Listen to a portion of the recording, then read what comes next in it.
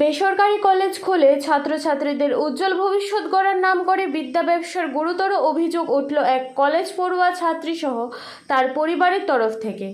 জানা গেছে, রাজধানী আগরতলা শহরের কাছে উষাবাজারের নতুননগর এলাকায় বিশ্বজিৎ দাসের মেয়ে রিম্পি দাস গত বছর north east university of nursing science নামে একটি বেসরকারি কলেজে 1,00,000 টাকা ফিস এবং 40,000 টাকা ডোনেশনের বিনিময়ে নিজের ভবিষ্যৎ গড়ার লক্ষ্যে ভর্তি হয়।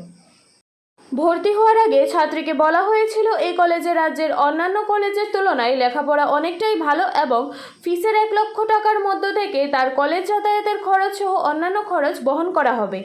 এমনকি এই কলেজের নাকি প্রচুর ছাত্রছাত্রী নার্সিং নিয়ে পড়াশোনা করছে। রিম্পি দাস যখন আমতলী বাইপাস সংলগ্ন সেই বেসরকারি কলেজে ভর্তি হয় তখন দেখতে পায় কলেজে 10 জনেরও কম ছাত্রছাত্রী রয়েছে। তার মধ্যে ছাত্রছাত্রীর সংখ্যা বাড়া তো দূরের কথা, একে একে সবাই এই কলেজ থেকে বেরিয়ে যাচ্ছে। একদিন রিম্পি দাস কলেজে ক্লাস করার পর তারও বোঝার বাকি ছিল না যে এই কলেজে পড়াশোনা করলে তার ভবিষ্যৎ উজ্জ্বল হওয়া তো দূরের কথা, তার ভবিষ্যৎ অন্ধকার ছাড়া আর কিছুই হবে না। কেননা সে জানিয়েছে কলেজে পড়াশোনা অত্যন্ত খারাপ, যার ফলে একের পর এক ছাত্রছাত্রীরা বেরিয়ে গেছে। পরে নিজের ভবিষ্যতের কথা চিন্তা করে রিম্পি দাসও নিজে এই কলেজ থেকে বেরিয়ে পড়েন এবং পরে রিম্পি দাসের পরিবারের পক্ষ থেকে কলেজ কর্তৃপক্ষের কাছে তার কলেজের সমস্ত অরিজিনাল নথিপত্র সহ ফিসের টাকা ফেরত চায়। কলেজের তরফ থেকে রিম্পি দাসের অরিজিনাল ডকুমেন্ট এবং ফিসের টাকা নিয়ে বিভিন্নভাবে তালবাহানা শুরু করে। পরে রিম্পি দাসের পরিবারের পক্ষ থেকে লিখিত আকারে একটি অভিযোগ দায়ের করে আমতলী থানায় পুলিশের চেষ্টায় কলেজ থেকে ছাত্রীটির অরিজিনাল ডকুমেন্ট ফেরত আনা হয়। কিন্তু তার ফিসের 1,00,000 টাকা নিয়ে কলেজ কর্তৃপক্ষ এখনও বিভিন্নভাবে তালবাহানা করে যাচ্ছে। কখনো বলা হচ্ছে ফিসের টাকা আমতলী থানা পুলিশের কাছে দেওয়া হয়েছে, কখনো বলা হচ্ছে ডোনেশনের টাকা ফেরত দেওয়া হবে না, বরং কলেজকে আরও 3,00,000 টাকা দিতে হবে। রিম্পি দাস এবং তার পরিবারের দাবি, যেহেতু কলেজে মাত্র 2 থেকে 3 দিন পড়াশোনা করে বেরিয়ে গেছে, তাই তার পেছনে কোনো টাকা খরচ হয়নি। তাই ভর্তি হওয়ার সময় কলেজের ফিস বাবদ জমা করা 1,00,000 টাকা ফিরিয়ে দিতে হবে। মঙ্গলবার সকালে রিম্পি দাস সহ তার পরিবারের লোকজন অভিযোগ করেছেন, ছাত্রছাত্রীদের পড়াশোনার মাধ্যমে উজ্জ্বল ভবিষ্যৎ গড়ার নামে বিদ্যা ব্যবসা করছে সেই বেসরকারি কলেজটি। পাশাপাশি কলেজের জমা দেওয়া 1,00,000 টাকা ফিস ফেরত চাইছে তারা। কি ছিল ঘটনা? আমি তোমার একটা কলেজের মধ্যে ভর্তি হয়েছিলাম। তোমার কলেজটার নাম হচ্ছে নার্সিং ইনস্টিটিউট, একটা কলেজ আস্তাবলের এদিকে ছিল কলেজটা, ডেভেলপ কলেজ এটা কয়। তো ওইখানের মধ্যে ভর্তি হয়েছিলাম। তো ভর্তি হওয়ার আগে তোমার কইছে এই কলেজের মধ্যে প্রায় 35 জনের মধ্যে তোমার 50% মার্ক নিয়ে ঢুকতে লাগে, এমন এমন অনেক কথা কইছে। তো আমার তো 50%-এর উপর অনেকই মার্ক আসছিল। তো তারপরে কইছে যে আমার ডোনেশন লাগবে ওইটার থেকে। তো আমি 2টা ছেলের সাথে কথা কইছি, এরকম টিপসের আসছিল 2টা ছেলে এর থেকে আইসে সেটা কইছে টাকা দেওয়ার লেগা। তারপর 40,000 টাকা ডোনেশন দিছে। তারা কইছে আমি চান্স নাও পেতে পারি, 40,000 টাকা না দিলে 40,000 টাকা দিতেই লাগবো, এমন এমন করে। তো তখনকার তো আমি বুঝতাম না নার্সিংয়ের মানে প্রফেশনটা যে কেমনে কেমনে কীটা করতে হয়। তো আমি ডাইরেক্ট কলেজে না কথা কয়ে তার লগে ভর্তি হয়েছিলাম। তার লগে ভর্তি হয়েছি পরে আমি কলেজে এডমিশন হওয়ার সময় তোমার 1,00,000 টাকা আবার জমা করতে লাগছে এডমিশন হওয়ার পরে। তো এডমিশনের সময় 1,00,000 টাকা জমা করানোর সময় কইছে যে তোমার ওখানে মানে আমার অ্যাটেন্ডেন্স মানে যা যা আছে আমার মানে সব ওখান থেকে দিয়ে চালাই লাগবে, খাতা কলম বই টই যা আছে।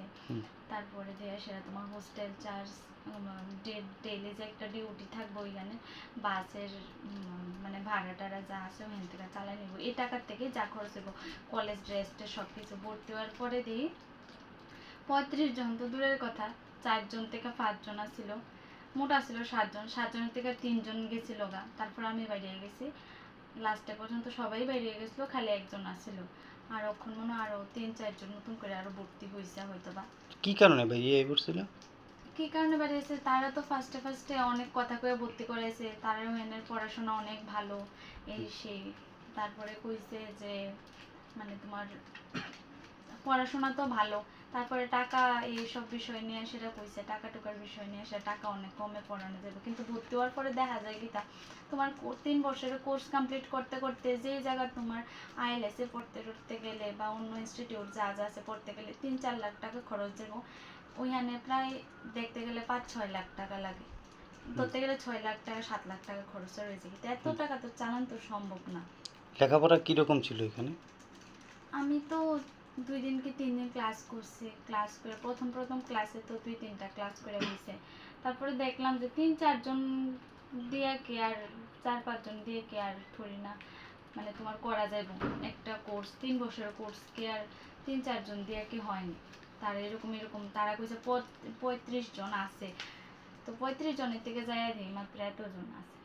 আচ্ছা, তারপর তুমি মানে কলেজ থেকে বেরিয়ে এসে কী করছো? কলেজ থেকে বাইরে সেটা আমি কইছি, আমি ফার্স্টে অ্যাপ্লাই করছি যে আমি কলেজে আর পড়তাম না, আমার টাকা বের করে দেওয়ার লেগে, আমার কাগজপত্র দেওয়ার লেগে, আমার কাগজপত্র অরিজিনাল ডকুমেন্টস যা আসলো সব কিছু রেখা দিয়েছিল। তো আমার কলেজের থেকে কইছে যে টাকা ফেরত দেওয়া হইতো না, যদি অরিজিনাল ডকুমেন্টস দিয়েছে দিয়ে দিব।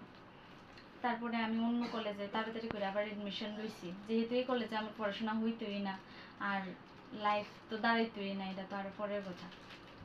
তো আমি যাই সেটা তোমার আমি আরেকটা কলেজে এডমিশন লইছি নার্সিং লয়ে সেরে। তো এডমিশন হওয়ার পরে আমি আবার ওই কলেজে গেছি আমার অরিজিনাল ডকুমেন্টসের লেগা।